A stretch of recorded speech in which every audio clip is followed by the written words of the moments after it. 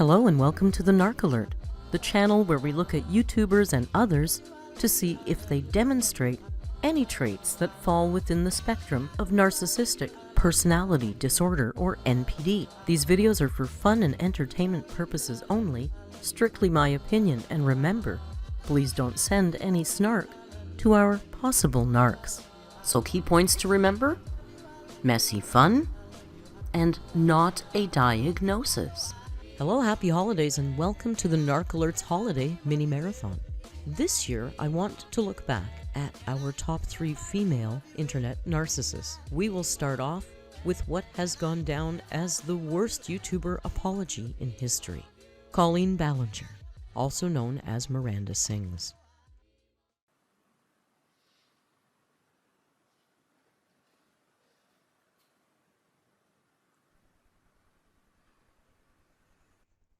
Before she even begins, the emotional manipulation seems apparent in this clearly well-rehearsed, choreographed intro.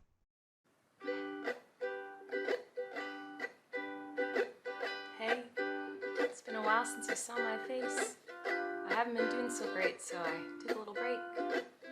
So a lot of people are saying some things about me that aren't quite true. Doesn't matter if it's true though, just as long as it's entertaining to you. Right? She begins her apology by aligning herself against the people she's trying to reach by telling them they're wrong and only engaging for entertainment. You guys having fun? All aboard the toxic gossip train.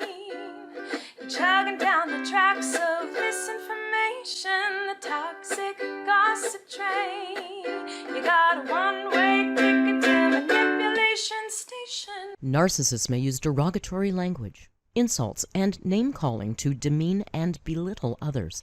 Their aim is to undermine their target's self-esteem and make them doubt their worth and capabilities. Your thoughts on her are simply toxic gossip. Toxic gossip train. Tie me to the tracks and harass me for my past. Cause rumors look like facts. If you don't mind the gaps, I won't survive in the crash. But hey, at least you're having fun. DARVO stands for Deny, Attack, and Reverse Victim and Offender. It refers to a manipulative pattern of behavior often employed by individuals, including narcissists, when confronted with their own wrongdoing or accountability. It is a highly manipulative strategy, making it challenging for the accuser to effectively address the issue or hold the person responsible. Hi everyone. I've been wanting to come online and talk to you about a few things. Even though my team has strongly advised me to not say what I want to say, I recently realized that they never said that I couldn't sing what I want to say. So, the people who help her manage her career have advised against this. Of course, people with traits of NPD think they are more clever than anyone around them. Here I am, and today I only want to talk about the facts. So, I hope that you'll be willing to listen. Colleen proceeds to present no facts, just feelings and opinions of her own behavior with zero regard for the people that she hurt. Here we go. Many years ago, I used to message my fans, but not in a creepy way like a lot of you are trying to suggest. It was more of a loser kind of way, where I was just trying to be besties with everybody.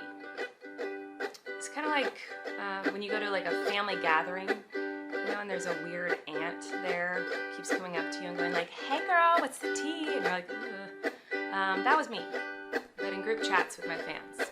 Instead of acknowledging your emotions, a narcissist may redirect the conversation or blame you for feeling the way you do. They might say things like, "You're too sensitive," or "It's your fault for feeling that way." This tactic shifts the responsibility onto you and avoids addressing their own behavior. It was weird. I've been sharing my life online for over 15 years. I've poured my heart out to you, and because of that I feel like I'm talking to my friends, but in the beginning of my career, I didn't really understand that maybe there should be some boundaries there. There were times in the DMs when I would overshare details of my life, which was really weird of me. I haven't done that for years, you see, because I changed my behavior and I took accountability. Narcissists are masters of empty apologies. They may offer a shallow or insincere apology without actually acknowledging the harm they caused or taking genuine steps to make amends. Their apology may lack empathy or be followed by excuses, justifications, or attempts to shift blame. But that's not very interesting, is it? So let's go on the toxic gossip train. The locomotive's fueled with hateful accusations. The toxic gossip train. Steamroll over someone's reputation. Toxic gossip train. Hop on board but close your eyes, otherwise you'll realize that the train is made of lies, and that person you despise maybe didn't deserve to die, but hey, at least you're having fun. In all seriousness, I do think it's really important to hold people accountable for their mistakes. We should hope that everyone can learn from their mistakes and grow and change their behavior and be a better person. And this is something that I've always tried to do when I make mistakes, and it's something that I will continue to try to do. What? Oh, you don't care? Oh, okay. I thought you wanted me to take accountability, but that's not the point of your mob mentality, is it? No. Your goal is to ruin the life of the person you despise while you dramatize your lies and monetize their demise. In a bid to avoid accountability, narcissists may position themselves as the victims of circumstances. They may claim that they are misunderstood, mistreated, or unfairly targeted, manipulating others' empathy to deflect attention from their actions. I feel like I can already hear the comments on this video. She's gaslighting, manipulating. Oh, she's a narcissist and a rat. I would never make a mistake like that. Oh, I'm sorry, I didn't realize that all of you are perfect, so please criticize me. Bring out the daggers made from your perfect past and stab me repeatedly in my bony little back. I'm sure you're disappointed in my shitty little song. I know you wanted me to say that I was 100% in the wrong. Well, I'm sorry, I'm not gonna take that route of admitting to lies and rumors that you made up for clout. Instead of accepting full responsibility for their actions, a narcissist may engage in subtle or overt tactics to deflect blame onto others or external factors. They might say things like, "I'm sorry if you were hurt," or "I wouldn't have done it if you hadn't have provoked me," which shifts the focus away from their own behavior. Hey everybody, I found someone new to harass. She did some things that I do not like in her past. So everybody gather around, cause we're about to attack, but not based on facts, oh no. Your loaded lethal weapon is your fingers on the keys. You don't need any armor when you can hide behind a screen. So shoot me down quick with a click and bam! My reputation's deceased. Narcissists often engage in victim blaming as a manipulative tactic to shift responsibility away from themselves and onto their victims.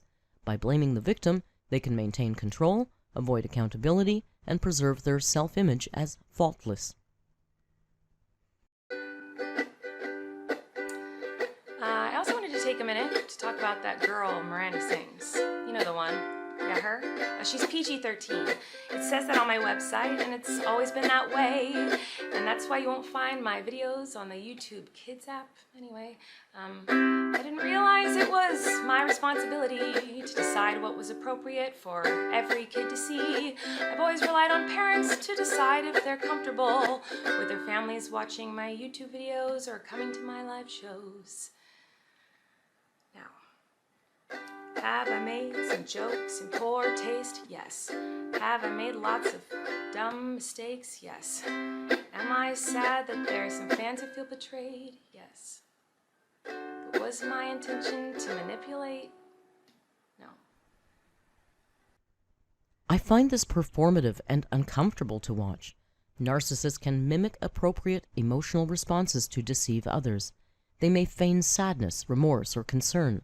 Their goal is to manipulate others' perceptions and maintain control over the situation. It doesn't really matter what my intention was, because it seems as though everyone's already decided on that. Let me tell you, it's not very fun to have millions of people all over the world call you the most vile, horrendous, disgusting, life-ruining words that a person can be called, in my opinion. It doesn't matter that these things aren't true. Everyone just believes that you are the type of person who manipulates and abuses children. Colleen did abuse children, in my humble opinion. There are plenty of survivors telling their stories of Colleen asking details about first periods or asking a 14-year-old gay boy to show his ass. She is diminishing their experiences to soften opinion of her. So I just wanted to say that the only thing I've ever groomed is my 2 Persian cats. I'm not a groomer. I'm just a loser who didn't understand I shouldn't respond to fans, and I'm not a predator, even though a lot of you think so, because 5 years ago I made a fart joke.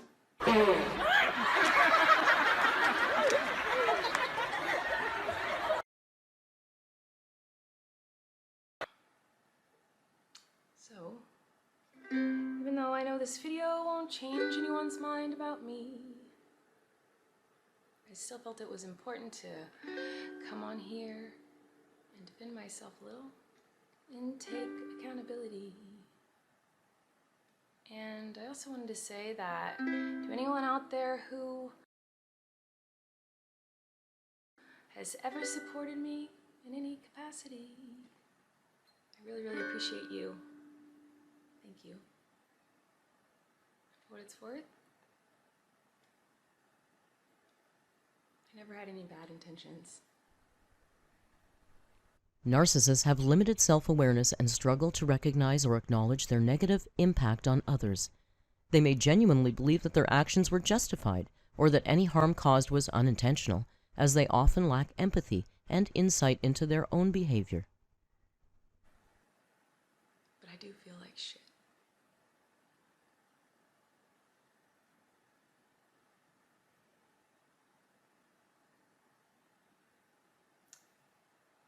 Toxic gossip train, jogging down the tracks of misinformation. Toxic gossip train, you got a one-way ticket to manipulation station. Toxic gossip train, you tied me to the tracks and harassed me for my past.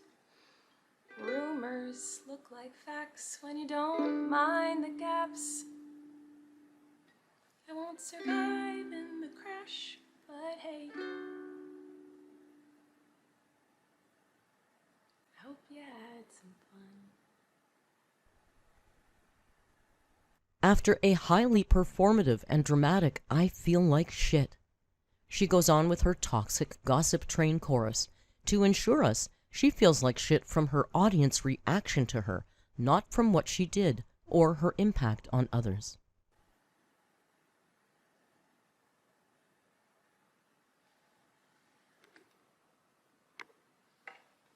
Actually, you know, I feel like maybe I should let you guys know something. It seems like maybe you're confused about something. I don't know. Let me try to help. Sometimes people make a mistake and it doesn't make them a horrible person. Whoa. Sometimes people can make a mistake and they're still a good person. Crazy, I know.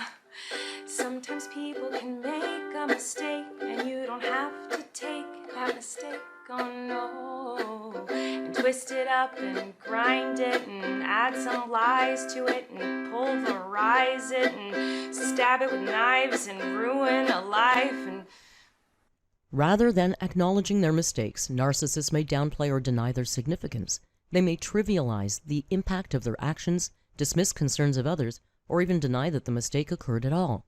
By minimizing or denying their errors, they avoid accountability and maintain their self-image as faultless.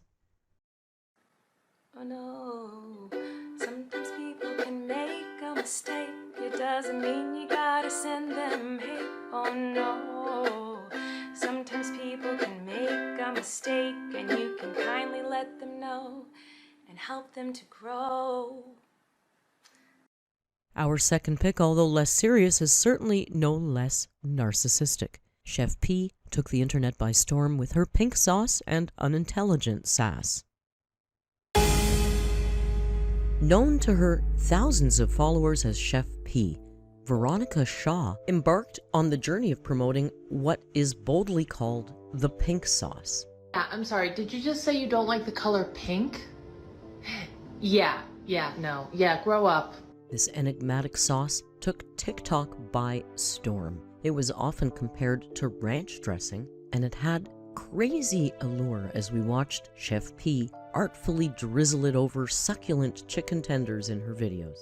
On July 1st at 11:11 a.m., a nod to Shaw's fondness for angel numbers, she launched her sauce at $20 per bottle. Sadly, this launch was not without its share of drama. Feedback inundated Shaw, with numerous customers reporting unpleasant experiences of receiving bottles oozing with a pungent, spoiled scent. Oh my God. Look at this! It don't even say pink sauce on this bitch. This unfortunate mishap affected approximately 50 packages, prompting Shaw to swiftly offer either refunds or replacements to the affected individuals. She candidly admitted, "It was our fault. We should have used boxes instead of bags." However, it wasn't long before keen-eyed users pointed out potential discrepancies in the sauce's nutritional information. There's ingredients that are missing from the label, and there's ingredients on the label that are spelled wrong. The original label boasted an astonishing 444 servings, another angel number, in a single bottle, a feat defying mathematical possibility. So first of all, 444 serving, but the serving size is 1 tablespoon. That's around 28 cups. That label is not correct. Which means, is anything else on the label actually correct? There is nothing in the label about refrigeration, nor is there an expiration date on the label. Vinegar is also spelled incorrect. Shaw later clarified this as a simple mix-up of grams and servings. Each bottle in reality contains 444 grams of sauce, equivalent to 30 servings per container. She emphasized that the product had undergone rigorous quality testing, adhering to FDA standards, although further lab testing was still underway. Y'all, Chef P here. Okay, so I just wanted to give y'all a quick update on the pink sauce. So right now we are doing quality testing to ensure that we get the best quality out to you guys, to have minimum to no complaints. Okay, y'all know how I do. You know I love what I do, and I love the quality that I bring to you guys. When questioned about a recipe, Shaw asserted, "I'm not going to address my process just because of legal purposes with my trademark and stuff like that." She also clarified, "We are going to go into stores. However, their production of my process is absolutely wrong. I've been judged from a video that I made before that pink sauce was a product. I was on my way to a pop-up shop and I wanted to put the pink sauce on the food for that day, and I just created a video." Concerns were raised concerning the sauce's varying hues, sometimes vivid neon pink on camera, other times appearing more pastel. Shaw explained that this shift was intentional, attributed to the presence of dragon fruit. She quipped, "When you put too much dragon fruit inside it makes you poop red. It's like you eat too much beets. So I didn't want people like, oh, my shit is pink." In previous videos on TikTok and Instagram, Chef P can be seen using pink sugar glitter to flavor ranch and mayonnaise before the pink sauce was invented. Somehow, Chef P managed to secure a lucrative licensing deal with Dave's Gourmet. This partnership saw pink sauce bottles adorning shelves nationwide. Dave's Gourmet manufactured the sauce on a commercial scale, adhering to required food manufacturing standards. One would think this is the end of the story, but sadly it is not.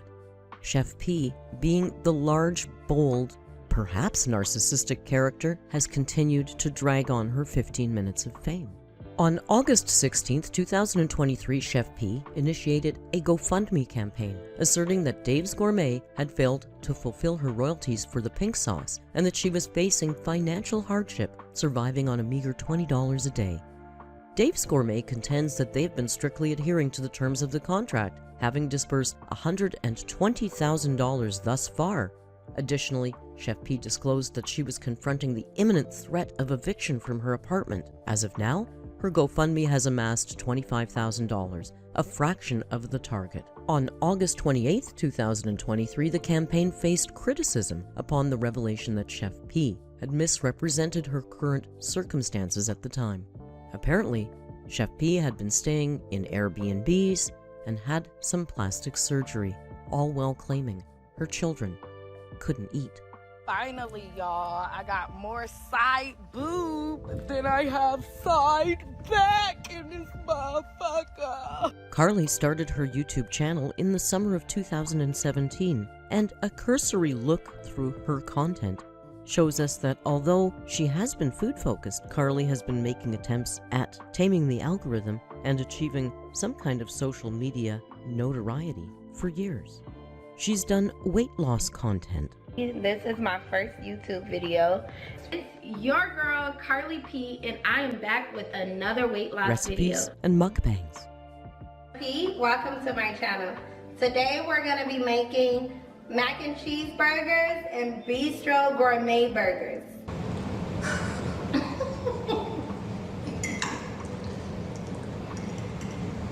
I be having all kinds of songs going off in my head.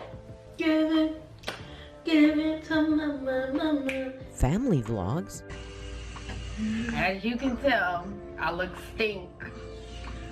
Well, you know, I ain't no shame in my game, baby. I'm the same person with the wig on like I am with the wig off. And beauty and makeup.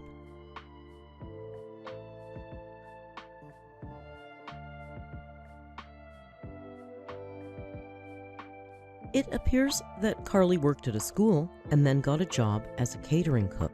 This requires little more than a willing spirit and certainly doesn't entitle you to call yourself chef. But I digress. It seems Carly has always felt she had something important to say. Her earlier vlogs may feel oddly familiar to those in the Amberverse. I'm in like a part in my room where the lighting is kind of off, so please forgive me for that. I should have said that in the beginning, but it's rare. And yeah. And I want to talk about why I haven't been as consistent, and it's because I got busy and I'm trying to organize stuff. My kid's about to go to school. And also I'm just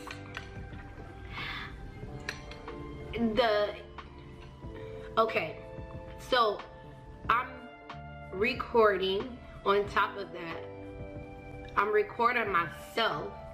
I edit my own videos. I have to manage my social media, manage regular life, manage my family, and also live a regular life. So, you know, I'm just trying to find a way to make editing easier for me. And that's all. I'm just growing. I'm like, you know, you can't be doing this I'm talking to y'all like I'm, you know, doing intrapersonal communication, but that's how I talk to myself. Like, you know, I can't go back to work like this because I'm not gonna be able to push out videos. So I just want y'all to just be patient. Now let's take a narc alert look at Carly's most recent YouTube video from 3 weeks ago. Okay, so I know y'all wondering, like, where the hell is she? What does she have going on? Is she homeless? What's going on with my contract? I know I've been quiet for a minute, but I've literally been taking a sabbatical just to get my mind together, get my kids stabilized, get my house stabilized, and get my business back in order. It feels as if she's implying that things got out of control and now she has to step back in and take the reins. Her business never really was in order. People with traits of NPD do not like to relinquish control. So that is where I've been, just regaining balance and peace inside of my life. And I'm back now. I missed y'all so much. Thank you to all of the people who sent me kind words and motivation. Thank you also for the donations. They have helped tremendously, guys. Recall she raised $25,000 of $100,000 to help care for her children, post-surgery, post-Airbnb, post-birthday party. Now, let's talk about what is actually going on and, all of this chaos that's going on with Dave's Gourmet. So first of all, I want to acknowledge this $120,000 that they've responded to the blog saying that they paid me. So number one, it wasn't an upfront payment of $120,000 straightforward. It was sent to me partially. I don't know if it blocked out right there because the low battery thing came, but they were partial payments, and then also a huge chunk of that money went towards me paying for Airbnb and paying for hotels because, mind y'all, I was homeless for 6 months. It is hard to critique without seeing an actual contract, but generally speaking, you're responsible for your own living expenses. She received royalty payments. There never was a promise of a lump sum payment. Only an entitled person would expect their partner to pay royalties not yet earned. Following this, in which I kept having a security issue because I was promised that I would receive legal help for people spreading false narratives about the pink sauce. However, that never happened. This is another claim of being wronged we cannot speak to without being privy to the contract. It seems unlikely, though, a company would sue people commenting on the internet. So, it built up a lot for me, in which they know, and I have proof of the conversations that I actually had with them about not receiving the support that I was promised. So that goes to that. Now, also, people speculating about me getting my body done. Me getting my body done would not make me broke. And this ass came from Eunice. This is my ass. Finally, y'all, I got more side boob than I have side back. But don't ask me about me and what's his name. We don't need to talk no. And who makes a financial decision that would make them broke? So my body has nothing to do with it. So let's leave that completely out of the category of what we're talking about. However, they know the proof and the truth in what I have on this phone. Narcissistic traits often include a lack of empathy, a need for admiration, and a tendency to deflect blame onto others. Her misspending of $120,000 and ending up broke is not her fault.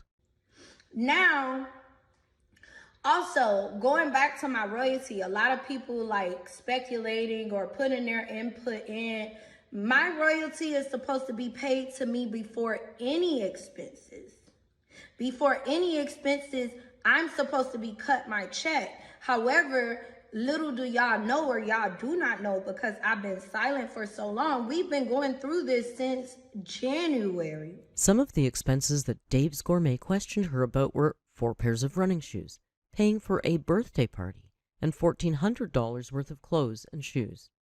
These are personal expenses. We've been going through this since January. So I literally have proof as to how the royalty was collected when I received my royalty for Q1.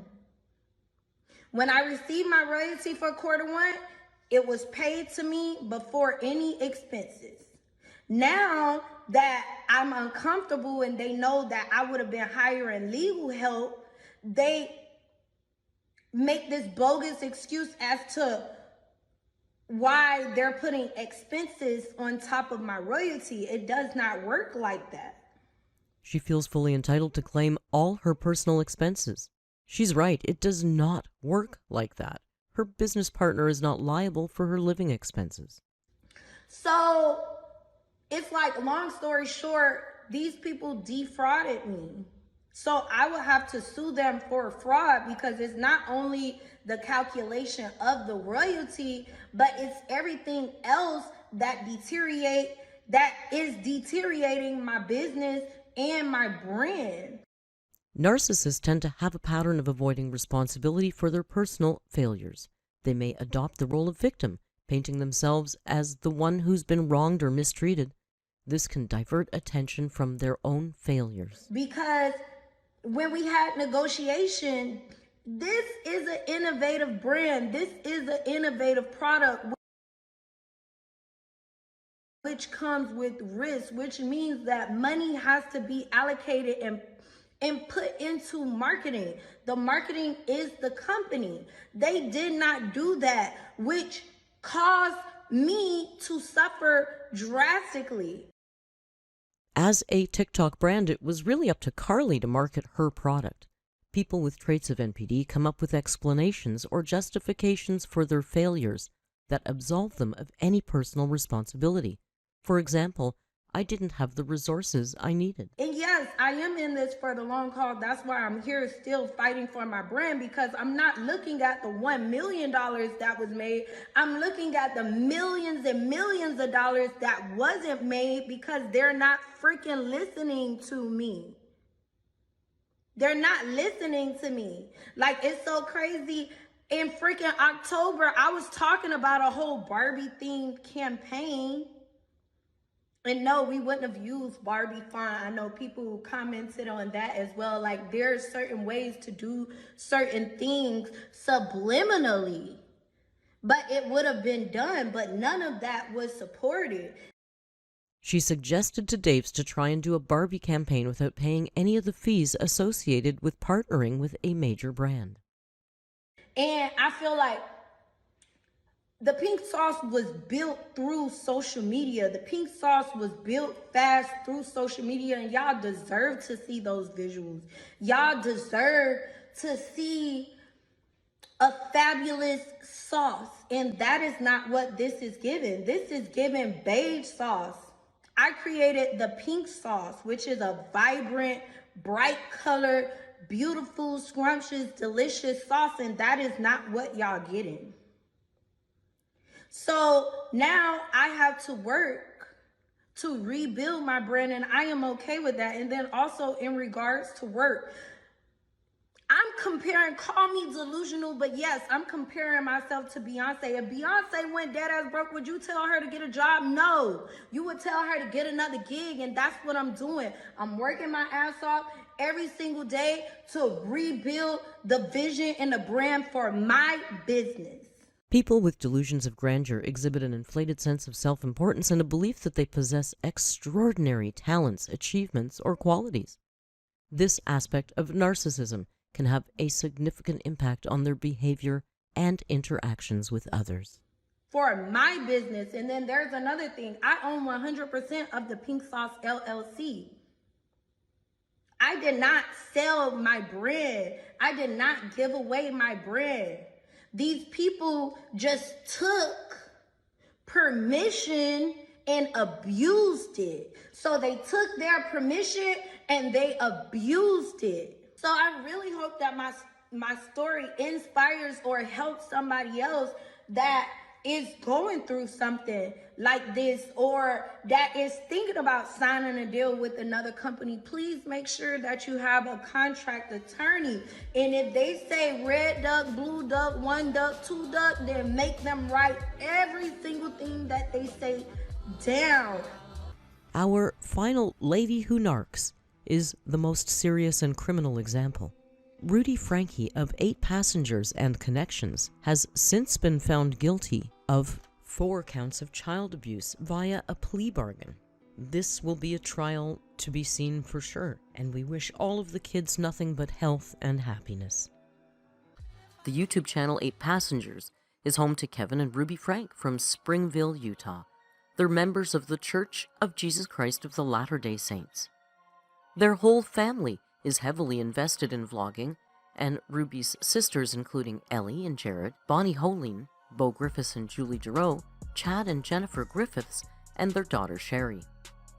Ruby and Kevin's channel vlogs about the daily highs and lows of a Christian family of 8. Kevin, the father, is an environmental engineering professor at Brigham Young University. They began their channel in January of 2015 and now have over 2 million subscribers. Like so many family vlog channels, 8 Passengers is not without its share of controversies. One of the first and biggest to come to light was the time that Ruby refused to give her 5-year-old daughter school lunch. In a blog at the time, Ruby said the teacher had told her that she was uncomfortable with Eve going hungry and would prefer that Ruby drop by the school with Eve's lunch. Ruby responded that Eve was responsible for making her own lunches, and so the natural outcome is that she's going to be hungry, and she truly hopes that nobody gives the small child food throughout the day. I just got a text message from Eve's teacher, and she said that Eve did not pack a lunch today, and can I bring a lunch over to the school? This happens quite often when you're raising children, because I know that her teacher is uncomfortable with her being hungry and not having a lunch. And it would ease her discomfort if I came to the school with a lunch. But I responded and just said, Eve is responsible for making her lunches in the morning, and she actually told me she did pack a lunch. So the natural outcome is she's just going to need to be hungry. And hopefully nobody gives her food and nobody steps in and gives her a lunch. Ruby truly believes that her children require no boundaries, and they seem to be simple props to make her look like the moral, upstanding mother that she proudly proclaims to be. She's filmed her little girls shaving their legs for the first time. Lee has been asking all summer if she can shave her legs and armpits. I think every girl has a story where they're in a rush, it will cut. So there's a lot of hair in there, actually. Don't show that. Her young teenager Chad shaving for the first time. You have whiskers, look at you. You can see a little bit of the fuzz, a little coloring. The reason we want Chad to shave is because we are getting family portraits done tomorrow, and I just didn't want a shadow. Their youngest child, Eve, was literally born into the vlog, with one of their first videos being her gender reveal. She's now 6 and has never known a single day that hasn't been broadcast on YouTube.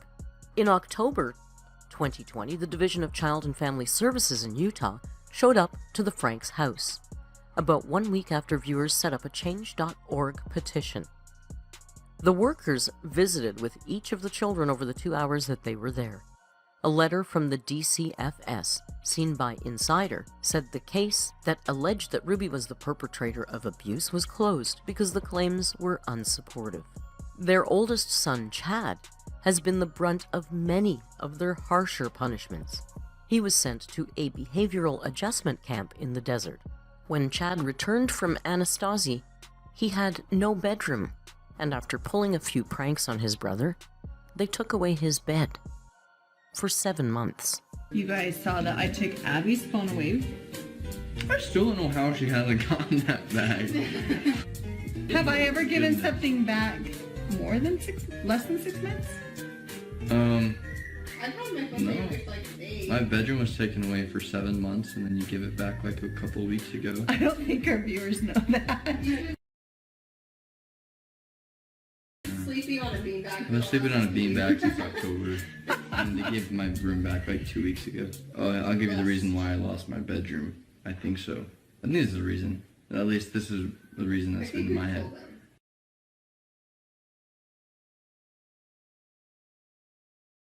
It's pretty funny, but now that I look back, I mean, it's pretty depressing. No, we never told our viewers. That I woke Russell up at 2 in the morning and told him that we're going to Disneyland and he has to pack. And he got up and made his bed all neatly and then packed all his clothes in a suitcase. And then he walked out the door and I'm like, Russell, he was like, what? And he's all happy. Has his sunglasses on. And I was like, we're not going to Disneyland. And he started crying. That was not the reason you lost your room, but that was Well, the other reason is because I pointed a BB gun gun at his face. Pointed a BB gun at his face and hung him on the basketball. It's not funny. Chad came home from Anasazi and Russell was like, I want to try junking the basketball, and I lifted him up on the rim. And left him there. We shot 3 minutes, and he was just hanging on the couch. If you think it's funny, then that was 7 months ago. Maybe you need longer without a bedroom. It was not fun. The bigger room in the basement was automatically his, and I didn't have a room. But what you guys didn't know was Chad didn't get any room. Mm-hmm. He didn't get anything. He was sleeping on the floor in the family room, and he just got the bedroom back. He hasn't had a flip phone, a smartphone, any kind of phone, and it's been over a year. Mm-hmm. And I still have no intention of returning a phone. And you may never get the phone back. Probably not. Well, like, I don't have friends. I don't have friends either. I literally, like, told my friends I'm not hanging out with them anymore. Because they say some pretty messed up stuff. We really do want them to have these things, and it's been so difficult to take a phone away, to take a bedroom away, to take iPads away, to take access away. Like, I feel bad. So then what do you mean you have no intention of giving us them back? I have no intention of giving you a phone back. Yeah, like, it doesn't seem you like feel bad about that. Oh, I haven't given it much thought. All of the children have lost their cell phones for various crimes, and Ruby has installed a public family cell phone that sits in the family room where the children are allowed absolutely no privacy and know that every single move they make is monitored by Ruby. In a rare moment of kindness, Ruby broke down and got Chad a new phone. A flip phone. She was like 15 in a few months. My age has one. But I'm not everyone's parent. So help me out here. Am I the only mom in the world who gets their kids a flip phone? How do you work this stupid phone? The only downside to giving your kids a flip phone is I swear I have to remember how to work it every time I go through it. Ruby's latest classic Karen moment involves her blowing up at the school over the choice of music that they were using in a flash mob performance for the kids. Let's take a look at Ruby's own footage and see if she displays any traits that might seem similar to traits that fall within the spectrum of narcissistic personality disorder. I am so upset. I am so angry. I could scream.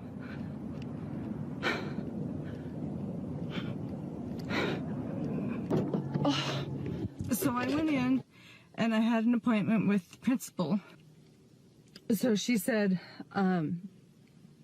you know, what can I help you with today? And I said, I have a concern about the TikTok dances. And she said in the fall semester and in the spring semester, we need to have a performance. A flash mob is a great way to get it in. It's efficient. The kids love it. They have fun with it. And they are able to check off their performance for their grade. I said, my problem is the choice of songs. And she says, well, all the songs were approved by me. The teacher put together a list of songs and she gave them to me and I approved them. And I said, okay, so you approved this song. A trait of NPD is an exaggerated or overly inflated sense of importance. The song was chosen by the teacher and approved by the principal, but it is not good enough. That has all of these lyrics in it. And she says, well, we're not dancing to those lyrics. It's just a portion. And she says, I think it's really great because I actually really like it because Smiths used it in their commercial. It's part of pop culture. It's all over the place.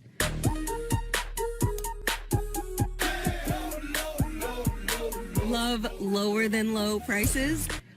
And I said, so your standard, what you allow in your school is pop culture, what the kids really like and what shows up in commercials. That's your standard. Yes, that's what if it's agreeable to the public at large, then it's okay in the school. The school board has decided this is okay. People with traits of NPD will often strategically show off their superiority with an appearance of higher morality.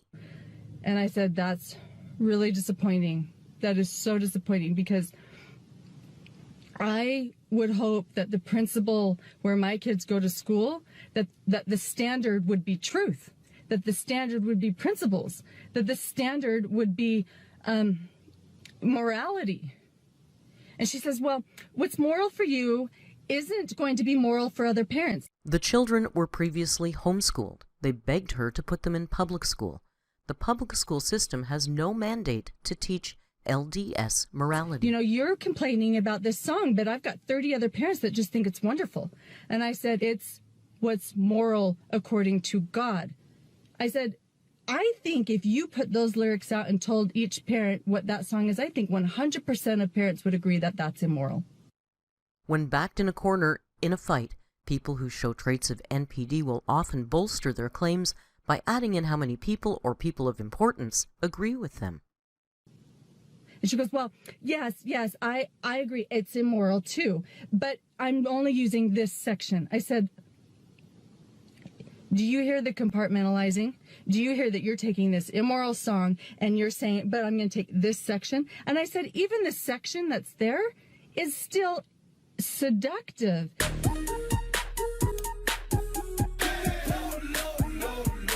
Love lower than low prices? And lustful. I said, a 12-year-old, 13-year-old may not realize it, but you and I as women know that that's seductive. Her morality seems malleable. It is well known that predators watch family channels for child content, and 8 Passengers videos were full of shots of the kids and of timestamps placed by these people, until comments were disabled, not by the parents, but by YouTube, as content marked safe for kids no longer allows comments. And I'm looking at the assistant principal, who's a man, and he's just got his head down like this. And I'm like, you know what? I can see you're not open to hearing my feedback. And she says, well, you know, if Julie wants to get out of the class, I'm totally fine making adjustments. Whatever would make Julie feel comfortable, I'm open to doing. I will, if she doesn't want to participate, that's fine. And I said, you're missing the whole point of why I'm here. I am not here for anyone's comfort, including my daughter's. I'm not here to make her comfortable. Narcissistic parents care more about their appearance to others than the children's feelings or comfort. Children are told they are a reflection of the parents and are always expected to make the parent look good. Of course she can move classes, not because you said so, but because I said so. I'm the parent. And I can see that if I'm going to raise my children with people looking out for them, I will have to do it myself. I'm sorry to give you this update, and I'm telling you, if you're not watching out for for your kids, and if your kids are not talking to you, you're missing so much. You're missing it. And in the end, each of us will account to God for how we protected kids.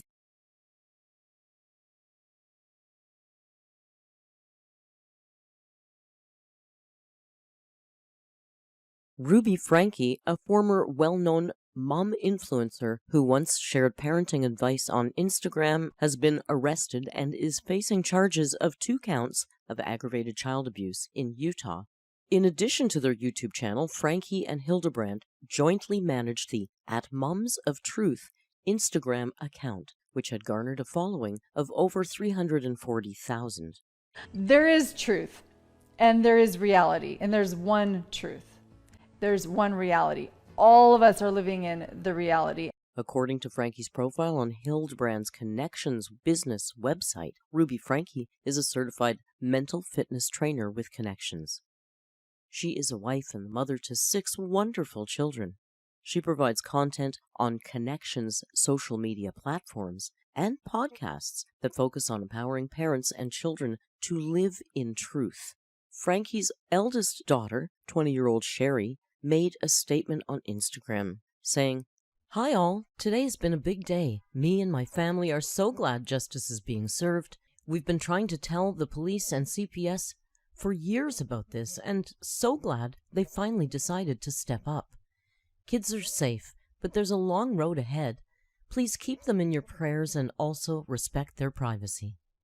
In a press release issued by the Santa Clara Ivans Public Safety Department on Thursday, it was revealed that on August 30th, 2023, at approximately 10:50 a.m., a report was received concerning a juvenile seeking help. Murphy said a 12-year-old male showed up with tape around his legs Thursday asking for help, said he was afraid, asking for police. Deborah, he gave the name of Frankie, unknown date of birth, or he did give us the date of birth, but I'm not showing any relevance to film in. I'll keep looking into that. The RP said he left through the porch of the neighbor's house.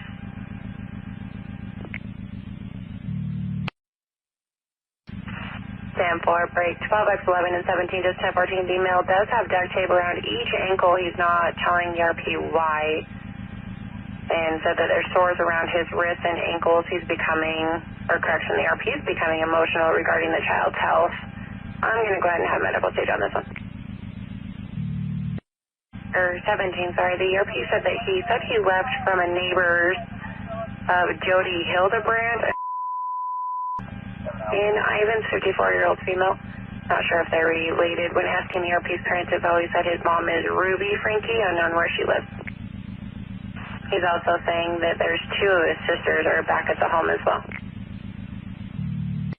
Do you have an address for that, Jody? Come on, Alpha. Can you help me a welfare check? The caller reported that the juvenile appeared severely undernourished and malnourished, with visible open wounds and duct tape wrapped around their arms and legs. The juvenile was desperately seeking food and water. Following the issuance of a search warrant for the residents involved, 4 children were taken into custody of the Department of Child and Family Services, according to Santa Clara Ivans Public Safety Department. Ruby Frankie, alongside her business partner Jody Hildebrand, were both arrested in connection with this incident. The release emphasized that due to the sensitive nature of the case, no further details were being released. 2 of the children were in such dire physical condition due to malnourishment that they had to be transported to a hospital for immediate medical treatment. Both Frankie and Hildebrand did not provide an immediate response to requests for comment. They have been subsequently booked by the Washington County Sheriff's Office, and they are now facing charges of 2 counts of aggravated child abuse, intentionally or knowingly. Thank you all for joining me at this little year-end mini-marathon look at our ladies who narc. I thank you so much for your support and generosity and smiles all year long. Rio and I don't know what we'd do without you. Have the happiest of holidays. And until we meet again, please be kind. And hasta luego.